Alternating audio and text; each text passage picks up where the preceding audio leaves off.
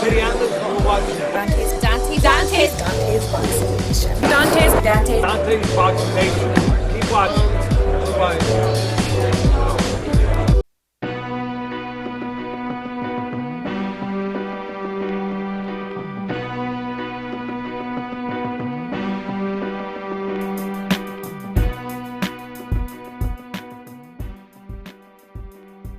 What's going on, Mikey? How you doing, man?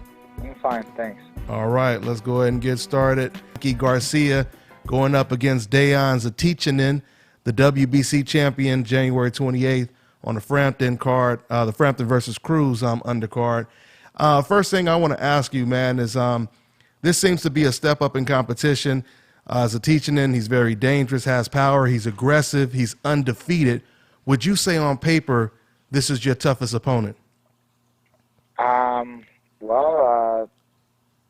On paper, he seems to be, very dangerous, and on video too. So definitely, one of the most dangerous fighters. Undefeated world champion for a reason. Has great power. I'll figure out, the day of the fight, inside the ring, if he really is as dangerous as he seems. But on paper, he does seem to be, one of the most dangerous fighters that I've faced. Uh-huh. Is there any opponents or any fights that you've been studying in particular when it comes to some of his wins? I've seen a little bit of video on him. I don't follow a whole lot on him. I haven't seen a whole lot. My brother and my dad are the ones that have kept up watching a little more video. But I from what I've seen, like I said, he is dangerous. He has power. He carries power. Looks over for that left hand a lot and likes to come forward, on the attack. So those are some things that I see in him. Okay. Who you been sparring with in training? We got a couple guys helping me out. Eric De Leon. We have Ashkat from Kazakhstan. I have Jose Correa from Santa Ana. These are all southpaws that we have, and I think there's another kid coming in this next week. So just different southpaws to work with. Okay. Have you met him face-to-face yet? The only time I met him was at the press conference. Okay, so you guys, you met him at the press conference. Now, what was your selection process like when it came to choosing an opponent? Were there other guys you were looking at? Well, I had asked Showtime to see if they could help me get and secure a fight with WBO champion Terry Flanagan from the UK. However, they had just announced that he was going to be fighting Verdejo, and that fight would not be available to me. So, working with Steven Espinosa at Showtime and proposing with Al Heyman and DeBella to offer their fighter if we would like to take on Dijon, I said, sure, let's do that. I mean, if we can't get anybody else, we'll get him. It's a title fight. I want to fight for a title, and that's how that came about. Okay. Now, honestly speaking, Mikey, who would you say is probably, just looking, I know you haven't been in the ring with him, but who would you say looks like the toughest or the more well-rounded when it comes to Flanagan versus Zlatacani? Well, they're both southpaws, but they have different styles. It seems like Zlatacani is the tougher, rugged, stronger guy. Flanagan might be a little more skilled, but maybe not as dangerous. So, they both have their pros and cons. They're southpaws, but there's a little different styles. Okay. And Mikey, out of everyone you've ever sparred with, and even, if you want to include people that you fought, kind of a two-part question, who was the hardest puncher you've ever sparred or fought, and who did you learn the most from, sparring or fighting? The one that I felt the greatest power has been, and I've always said, Edwin Valero.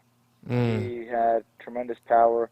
Maybe now I feel that maybe some of that might have also been due to the fact that I was a lot younger at the time. I was only about 18, 19, 20 years old when I was sparring him.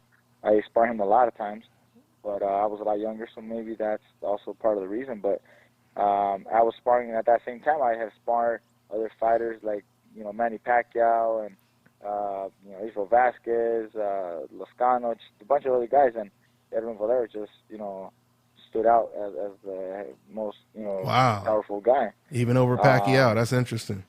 Yeah, and like I said, Edwin Valero just had crazy power. But one that I learned the most is probably Israel Vasquez. I sparred with him a lot for a lot of his fights against his 3 fights against Marquez, and I learned a lot from him. Just a lot of the experience and little tricks, of a veteran fighter like himself. Okay, nice. Very informative, man.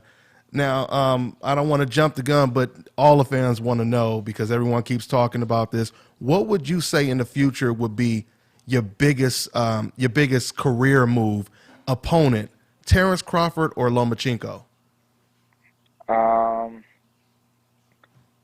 Well, as far as skills and difficult, fight or one of those tough fights, I think it'll probably be with Terrence because he is a bigger guy than Lomachenko. Lomachenko's still a smaller guy. So although the skills are there with Lomachenko, he's not as big. The size is not there yet. Crawford, he's got the skills and the size advantage. He's taller, bigger, fights southpaw, so that'll be a more challenging fight than a fight maybe with Lomachenko. But, I mean, that's just something that the media brings out. Bob ain't talking about anything like that. I've never mentioned anything like that, and I really doubt that he'll mention that to me after what we went through. Yeah, he hasn't. I noticed that he's been talking more like Crawford, Broner, and stuff like that. He hasn't really talked about Crawford versus Garcia too much. So, so do you think because both of them are promoted by Bob, you probably won't get to fight either one of them, or what? Well, if Bob holds any grudges and is not a businessman like they say they are, I don't know if he's willing to do it. He hasn't mentioned anything. Ever since we started the lawsuit with them and we're fighting legally, he wouldn't mention me at all. He said he offered me a fight with Crawford and that I was asking for $2 million, and that's a complete lie. That fight was never offered, never even mentioned, never talked about. You could ask Terrence the same thing, and he'll tell you that fight was never mentioned to him either. However, I think whoever was in charge of Top Rank at the time, or Carl or Ty, probably told Bob that that's what they were offering me and that's what I was asking for, and that they were trying to do everything possible just to keep the boss happy. You got to tell the boss what he wants to hear. But that's a complete lie. That fight was never mentioned. Now that I'm not with them, I don't think that they're gonna be very happily, easy to work with. Mm-hmm. Do you think that Bob, even though you said he lied about it, do you think he wanted to make that fight though with you and Crawford? I don't know if he wanted to or not. Like I said, it was never even mentioned. Never talked about, never mentioned. Now, if the business is right, they'll make the fight. If the business is right. But I don't know if the business is right for them right now. I heard, Pacquiao asking for $20 million to fight Terrence. I don't know where they're getting these figures from. It's kind of, maybe the starting point, maybe just, go high and meet somewhere in the middle, maybe. But, Terrence's numbers are not the greatest either. Pacquiao's numbers were not great in his last fight either. So I don't know what right business might be for them. You just took one of my questions right out of right off my list, but let me elaborate on that. I was going to ask you, what do you think about the fact that Pacquiao, now Bob Arum, he wants Pacquiao. He's been aggressively trying to pressure Pacquiao to take the Crawford fight. But now Manny Pacquiao, he said he wants $20 million. That's the only way he's going to fight him. And now he's talking about fighting Jeff Horn. So what do you think why do you think Manny Pacquiao is even doing that? Do you agree with him doing that or what? Well, you know what? I haven't put a whole lot of thought into something like that. It's not my career to fully pay attention to, but I think Pacquiao or his team, threw that number out there to start, like I said, start high and meet somewhere in the middle. Terrence might throw a number out there to see if, they can get something because they know what others have gotten fighting Pacquiao. So why not maybe, shoot for something that they're, close to actually, getting something more realistic. Bob wants maybe to give, hand out the torch, to Terrence. Maybe that helps Terrence's career build up more ratings, maybe later. I mean, I heard Bob even talking about maybe Lomachenko and Pacquiao. Lomachenko's numbers are not great. Numbers are actually very low compared to other fighters, that are fighting on the network on HBO, and with all the viewers that HBO subscribers that they have, and his numbers are still pretty low. Maybe they need they need Pacquiao name to raise their ratings up. They need the Pacquiao to raise their ratings, and I mean that's why Bob, I think, wants to do those fights. But the fighters need to get paid, and maybe they're the ones with the exaggerated figures, not me. Like he mentioned, it was me. Yeah, I hear you. Well, speaking of another champion that you probably won't have a problem getting in the ring with, the WBA champion, he's been calling you out lately, Jorge Linares. What do you think about him targeting you? That would be a great fight. I spoke to Oscar. I met him, I saw him at some fights earlier. I think it was maybe in late November or something. I ran into Oscar, and I said hi, congratulated him for victory with Linares over Kroll, and I told him, I would really I like Linares. He's doing good, and he said, I like it too. Let's make that happen. I told him I'm down for it. Let's make this happen. I would love to take on Linares. I mean, if he has a great win after the rematch with Krolla, then maybe we could meet up sometime in the summer and get that fight going. That'd be a huge fight for me. I would love that. I think it would be great business for everybody. He's top guy right now in the lightweight division, holding the Ring Magazine title and WBA title, and if WBC orders that we fight each other, then I would definitely accept that. Nice. Do you guys have any type of history at all? I seen him training. I had a nephew spar him at the times that I was sparring Valero, but I myself never got to spar him. I would go into the gyms with my nephew, and my nephew would spar Jorge, and I would end up sparring Valero. So me and Linares never actually got in the ring together. Okay. And just two more questions, man. I got to ask you before I let you go, your reaction to Canelo versus Chavez. What was your reaction when you first heard that this fight may happen? Well, I mean, it's a huge fight that the Mexican fans are going to, all tune in to watch, and big fight for the boxing, Mexican boxing fans, but it just shows, and I don't know what people are gonna say, but to me it shows like Canelo's really just skipping and jumping around and then avoiding Triple G. He's willing to go up in weight to fight Chavez Jr., but yet he won't fight Triple G. He won't fight Golovkin at the 160-pound limit. He says he's not 160, but he's willing to move up a little north to fight Junior, and it's just all this, jumping around weight class and claiming that he's not yet a 160-pounder and vacates the title, comes back down in weight, and now moves up even high. It just shows that he's avoiding Golovkin. Yeah, that seems to be the consensus right now. What about Golovkin versus Jacobs? How does that fight play out? I actually like that fight a lot. Both, world champions. Jacobs has very good skills. I remember him from the amateur days, and he's a very good fighter. World champion in the prime. So I like that fight a lot. Yeah, it'll be a very good fight for Triple G also, because Triple G, this last year didn't have maybe the biggest fights, but this next fight will be a test. A guy like that's a legitimate boxer with power and great boxing skills. Mm-hmm.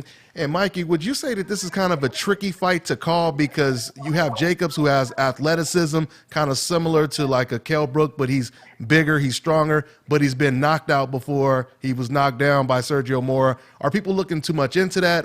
What do you think? No, he was knocked out before, and then he had that one loss, and he had to go through all his medical problems that he was going through, health issues, but now that he's back, I think he's actually probably more hungry than he ever was. And with this fight coming up, I'm sure he's going to be in great shape. He can box. He's got the skill. He can move. Like I said, I remember him from the amateurs, and he's a great boxer. And I think he's going to make the fight very difficult for Golovkin. And if Golovkin, takes it lightly, he can be in for a surprise. So if you had to slightly lean towards someone, who would you lean towards? You know what? I'm still gonna probably lean a little more towards Triple G, based on the power, maybe the aggression, later rounds. But I wouldn't be surprised if Jacobs can box and pull off a decision. That's exactly how I put it. That's exactly how I put it. Okay, man. Well, last thing, since you're fighting on Frampton's undercard, how do you see the main event playing out? Frampton's Leo Santa Cruz. Well, the first fight was great, and I cannot expect anything less on this fight. I think this fight, Leo's going to come out even, hungrier and more motivated and stronger, make those adjustments to try to regain that title. I'm hoping he does, makes for a better fight for everybody. Frampton, I'm sure he's going to be probably faster on his feet and just, more head movement to try to keep counter-punching like he did the first fight, but he's going to have to make sure he does even more this time. I think it's a very even fight, and either guy can take it. Okay, man. And what should people expect, man, with you and Zlatacani? Well, it's going to be one hell of a fight, that's for sure, because he's coming to bang, and I'm here to take his title. So, that's going to be one hell of a fight. That's what it is, man. Well, thank you for your time. Anything else you want to say to the fans, man? Just like always, thank everybody for all the support. And now that we're back, I promise you guys will remember me much more than for what I do now than what I did in the past. And I just want to thank everybody again, and everybody can follow me on social media. I'm very active on my accounts. Team Mikey Garcia on Instagram, Mikey Garcia on Twitter, Team Mikey Garcia on Facebook. Hit me up there and follow through. All right. Thanks, man. Good luck, man. Take care, all right? Thank you, man. You're welcome. All right. Take care, bro. All right. Bye. This is Bobby, and you're watching Dante's Boxing Nation.